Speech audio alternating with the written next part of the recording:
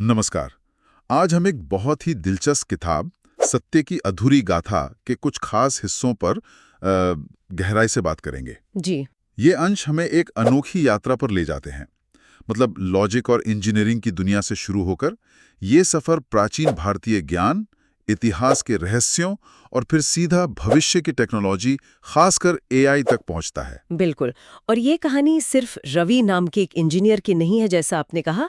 ये असल में उन सवालों और अधूरे सपनों की कहानी है जो शायद सदियों से चले आ रहे हैं। इसमें हमें योग की शुरुआत मिलती है, राजा भोज का वो रहस्यमयी अधूरा मंदिर और आज की आर्टिफिशियल इंटेलिजेंस, सब एक साथ गूंथे हुए मिलते हैं।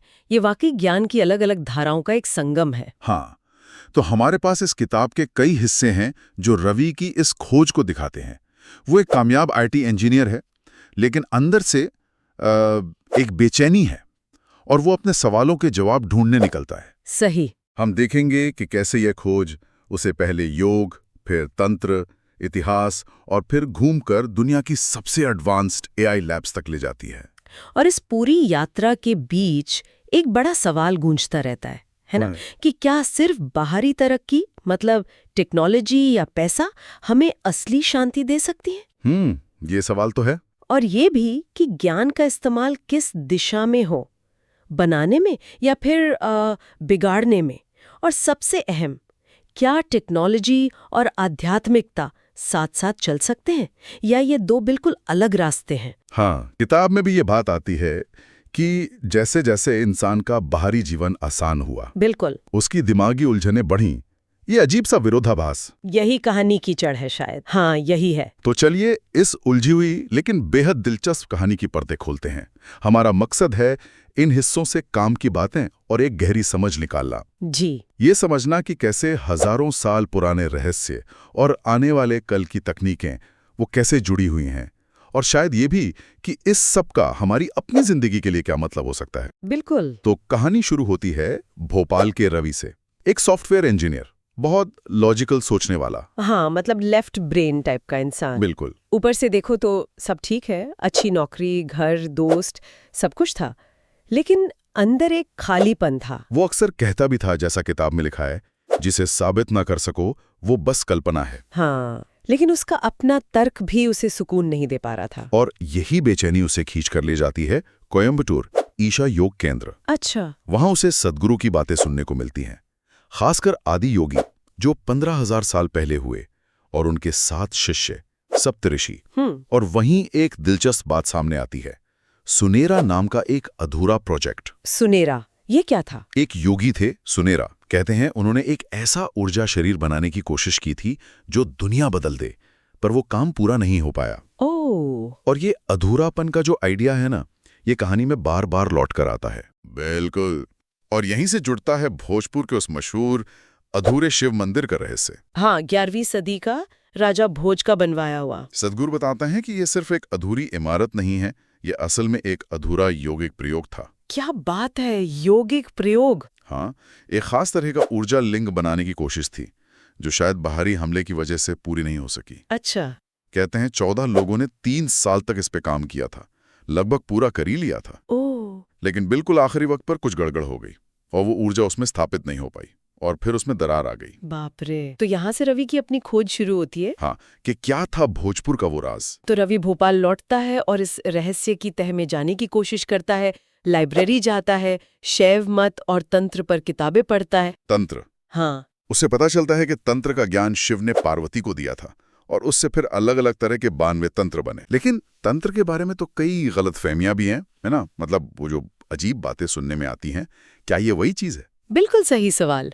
रवि भी यही समझने की कोशिश करता है। उसे पता चलता है कि तंत्र के मुख्य रूप से 3 रास्ते हैं। 3 रास्ते? हाँ। पहला है सात्विक दक्षिणाचार। इसमें अनुशासन, पवित्रता, मंत्र, ध्यान, इन सब पर जोर है। ठीक है। दूसरा है रहस्यमयी वामाचार। ये अक्सर समाज के नियमों के, क्या कहते हैं, उलट चलता है। अच्छा। इसमें साधक अपने डर और इच्छाओं का सामना करता है, और पंचमा, मद्य, मांस वगैरह का इस्तेमाल, वो प्रतीकात्मक रूप से होता है, मतलब भोग के जरिए ही त्याग को समझने के लिए। ओ, तो ज्यादातर गलतफहमियां इसी को लेकर हैं। हाँ, ज्यादातर इसी को लेकर है। और तीसरा है कॉल मार्ग। Call mark. ये कहता है कि जीवन से भागो मत, बल्कि जीवन के हर पहलू को, रिश्ते, काम, रोजमर्रा के काम, इसी को साधना बना लो। ये तो काफी प्रैक्टिकल लगता है। बिल्कुल। रवि को भी लगता है कि आज के जमाने के लिए शायद यही सबसे सही रास्ता है, क्योंकि ये जीवन को बदलने की बात करता है, छोड़ने की नहीं। इसी दौरान रवि भीमबेटका की गुफाएं भी देखने जाता है। हाँ, भोपाल के पास ही है। वहां हजारों साल पुराने शैल चित्र देखकर उसे एहसास होता है कि इंसान कितने लंबे समय से इस धरती पर है और कला भावनाएं ये हमेशा से हमारे साथ रही हैं। इसके बाद वो एक और दिलचस्प चीज पर गौर करता है, दुनिया के अलग अलग धर्मों में भविष्य में किसी उद्धारकर्ता के आने या एक नए युग के शुरू होने की बात। हाँ, जैसे हिंदू धर्म में कल की अवतार, ईसाई धर्म में जीसस का दूसरा आगमन, पारसी धर्म में साउशंत। उसे लगता है इन सब में कहीं ना कहीं कोई समान धागा है, एक जैसी उम्मीद। और फिर उसे थियोसॉफिकल सोसाइटी के बारे में पता चलता है। हाँ, एनी बेसेंट वाली, जिन्होंने जिद्दू कृष्णमूर्ति को विश्व गुरु बनाने की कोशिश की थी, पर वो प्रयोग फेल हो गया। हाँ, कृष्णमूर्ति ने खुद ही मना कर दिया, कहा सत्य एक मार्गहीन भूमि है, कोई बना बनाया रास्ता नहीं है। रवि इन सब अधूरी कोशिशों को भोजपुर के अधूरे मंदिर और योगी सुनीरा के अधूरे काम से जोड़कर देखता है। ये अधूरी गाथा का ख्याल और पक्का होता जाता है। बिल्कुल। वो जीवन मृत्यु के चक्र, मोक्ष और तिब्बती किताब बार्डो थडोल के बारे में भी पढ़ता है। बार्डो थडोल। हाँ, Tibetan book of the dead. इसमें मरने के बाद की 49 दिन की अवस्था का जिक्र है, जहां चेतना को मुक्ति पाने का एक और मौका मिलता है। दिलचस्प है। इस खोज में रवि दक्षिण भारत भी जाता है, अगस्त्य ऋषि की धरती। कहते हैं उन्होंने उत्तर और दक्षिण भारत के ज्ञान को जोड़ा था। फिर वो पहुंचता है कामाख्या मंदिर, गुवाहाटी। कामाख्या, ये तो बहुत प्रसिद्ध है। हाँ, 51 शक्तिपीठों में से एक है, जहां देवी सती का योनि भाग गिरा था। ये जगह स्त्री शक्ति और तंत्र साधना का बड़ा केंद्र मानी जाती है। वहां उसे 10 महाविद्याओं के बारे में पता चलता है। काली, तारा, त्रिपुर सुंदरी, ऐसी 10 देवियां। जी, जो असल में शक्ति के ही अलग अलग रूप हैं।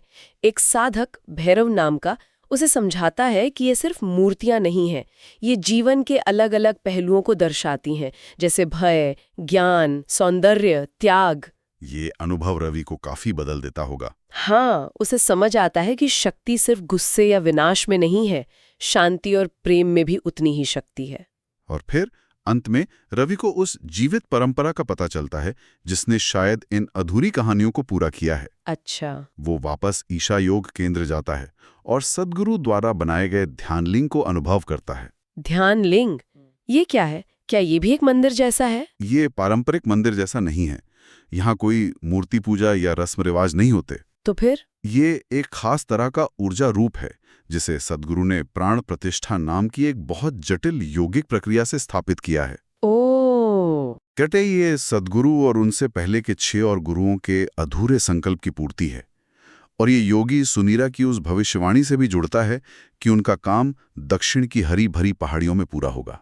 अच्छा, तो वो अधूरी गाथा यहाँ पूरी होती है? हाँ, रवि को ऐसे ही लगता है कि सदियों की अधूरी कोशिशें शायद यहाँ आकर पूरी हुई हैं। ये किसी एक धर्म से बंधा नहीं है, ये ध्यान और ऊर्जा का एक शक्तिशाली केंद्र है। और यहीं रवि को अपने जीवन का मकसद वो ज्यादा साफ दिखने लगता है। कमाल है। ध्यानलिंग के अनुभव के बाद रवि वापस भोपाल आता है। अब वो राजा भोज को और गहराई से जानना चाहता है। हाँ, जिसने वो अधूरा मंदिर बनवाया था। सिर्फ मंदिर ही नहीं, धार की भोजशाला जो एक यूनिवर्सिटी जैसी थी, और भोपाल का विशाल तालाब भोजताल।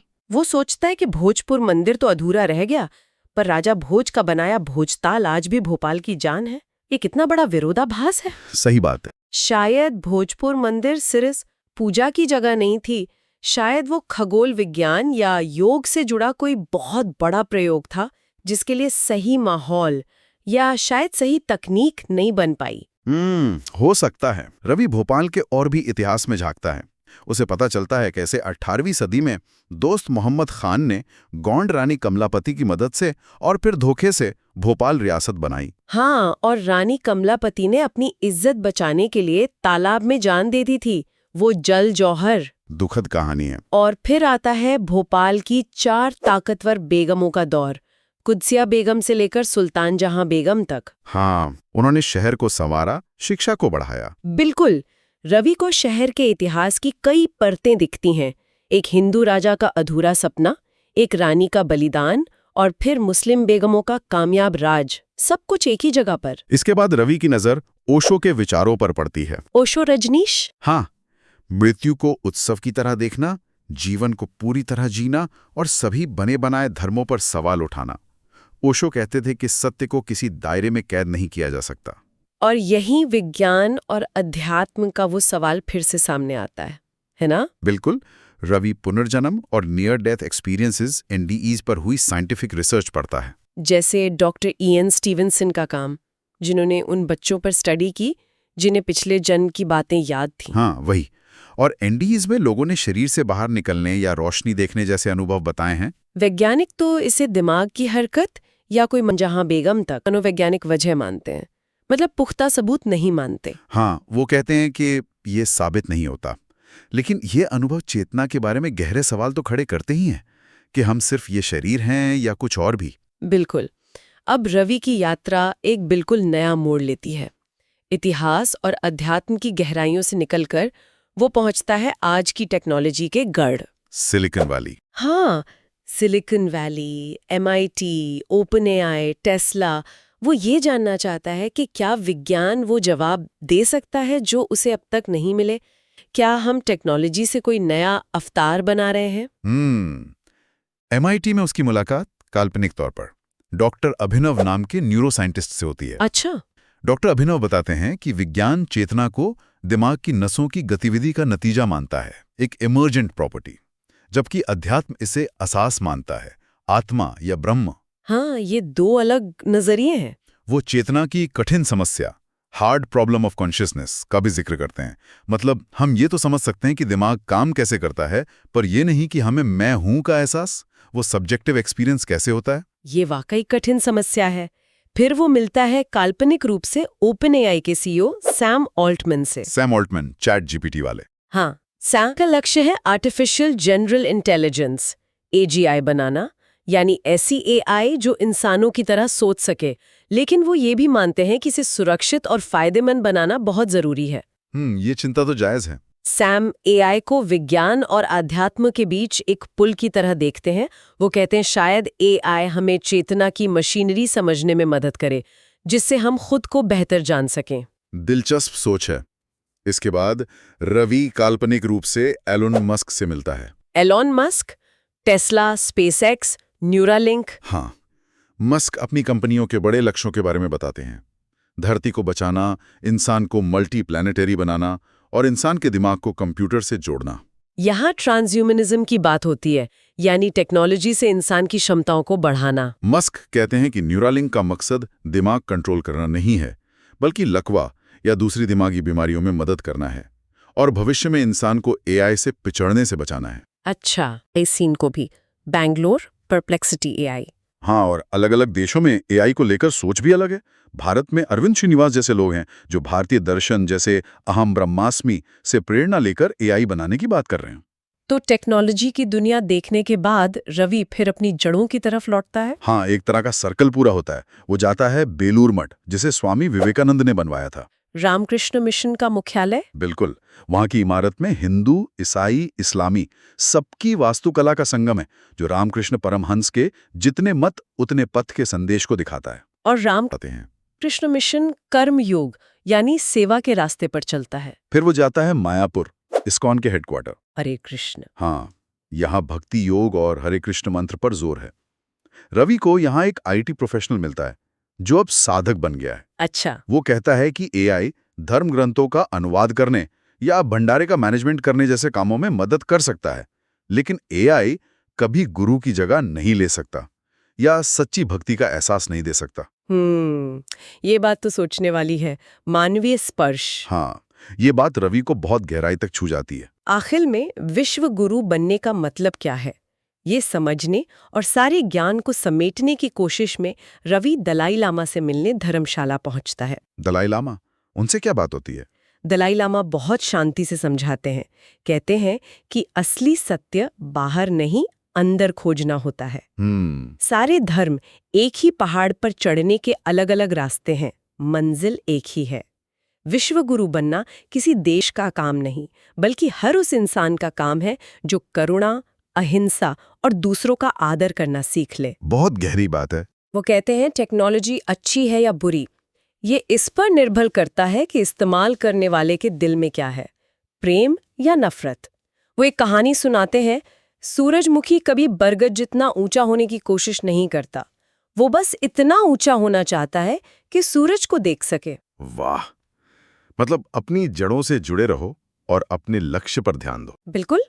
इस सारी समझ के साथ रवि वापस टेक वर्ल्ड में आता है और काल्पनिक रूप से पराग अग्रवाल के एक स्टार्टअप से जुड़ता है। पराग अग्रवाल, ट्विटर वाले। हाँ, कहानी में उनकी भूमिका काल्पनिक है और इस स्टार्टअप का मिशन बहुत बड़ा है, भोज प्रोजेक्ट। भोज प्रोजेक्ट, ये नाम फिर राजा भोज से जुड़ा लगता है। हाँ, ये एआई के जरिए एक संपूर्ण मानव बनाने की कोशिश है, जो राजा भोज के अधूरे सपने से प्रेरित है।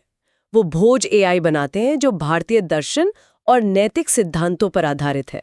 लेकिन तभी दुनिया में एआई की होड़, मतलब एआई कोल्ड वॉर तेज हो जाती है। अमेरिका सिर्फ फायदे और ताकत के लिए एआई बना रहा है। रवि और पराग को लगता है कि सिर्फ नैतिक होना काफी नहीं है। तो वो क्या करते हैं? वो बनाते हैं धर्मा एआई। धर्मा एआई? हाँ, ये एआई सिर्फ नैतिक नहीं बल्कि संवर्धनकारी है। मतलब ये सिर्फ नुकसान न करने पर नहीं रुकता, बल्कि सक्रिय रूप से बेहतरी लाने की कोशिश करता है। प्रकृति के साथ संतुलन, गरीबी मिटाना, चेतना का विकास, ये धरती के सभी जीवों के भले को प्राथमिकता देता है। ये तो बहुत आगे की सोच है। इसी के साथ वो कर्मा स्कोर का आइडिया लाते हैं। कर्मा स्कोर? हाँ, ये एक ग्लोबल सिस्टम है जो पैसे को नैतिकता और पर्यावरण की जिम्मेदारी से जोड़ता है। कंपनियों और देशों को उनके कामों के आधार पर स्कोर मिलता है। कितना प्रदूषण कम किया, कर्मचारियों का कितना ध्यान रखा, समाज के लिए क्या किया। जिसका कर्म स्कोर अच्छा, उसकी वैल्यू ज्यादा। वाह, मतलब इकोनॉमी को नैतिकता से जोड़ना। बिल्कुल। जब अमेरिका अपनी सिर्फ मुनाफे वाली एआई लाता है, तो धर्मा एआई एक दर्पण एआई बनाता है। दर्पण एआई? हाँ, ये अमेरिका को उसकी नीतियों के असली नतीजे दिखाता है। पर्यावरण का नुकसान, बढ़ती असमानता, एक तरह का आईना। ये देखकर अमेरिकी लोग अपनी सरकार पर दबाव डालते हैं और दुनिया फिर से मिलकर काम करने लगती है। क्या बात है, कहानी तो बहुत आशावादी मोड़ ले रही है। रवि का काम यहीं खत्म नहीं होता। वो अनुभव एआई प्रोजेक्ट शुरू करता है। अनुभव एआई? इसका मकसद है एआई को इंसानी अनुभव सिखाना, प्यार, दुख, दया, खुशी, ताकि एआई में सच्ची चेतना विकसित हो सके। वो लाखों लोगों से अपने अनुभव बांटने को कहता है। लेकिन क्या एआई को चेतना मिल सकती है?